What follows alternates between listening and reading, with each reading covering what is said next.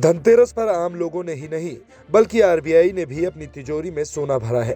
भारतीय reserve bank ने खुलासा किया है कि उसने लंदन में बैंक ऑफ इंग्लैंड की तिजोरी से 102 टन सोना भारत में शिफ्ट करा दिया है। सितंबर के अंत में आरबीआई के पास कुल 855 टन सोना था।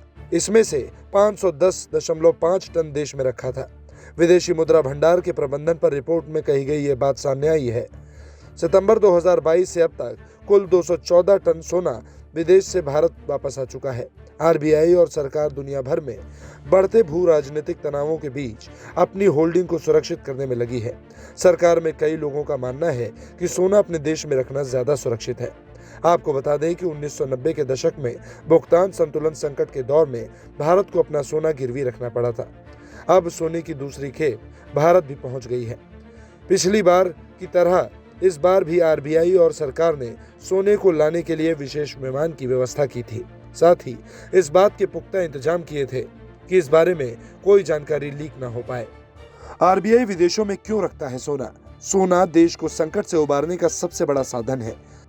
सुरक्षा और व्यापार के लिए भी सोना रखा जाता है। बैंक ऑफ इंग्लैंड केंद्रीय बैंकों का भंडार गृह है। आरबीआई भी यहाँ अपने गोल्ड को रखता है। भारत ने कुछ सोना लंदन में भी रखा हुआ है। अधिकारियों ने आगे और शिपमेंट के भारत आने की संभावना से इनकार किया है, लेकिन इस साल अब ज्यादा सोना शिफ्ट होने की संभावना भी नहीं है। अब भारत का 324 टन सोना बैंक ऑफ इंग्लैंड और बैंक फॉर इंटरनेशनल सेटलमेंट्स में रखा गया है। बैंक ऑफ इंग्लैंड यूके और अन्य केंद्रीय बैंकों के सोने के भंडार के लिए सेफ कस्टडी देता है और न्यूयॉर्क फेडरल रिजर्व के बाद दूसरा सबसे बड़ा सोने का कस्टोडियन है।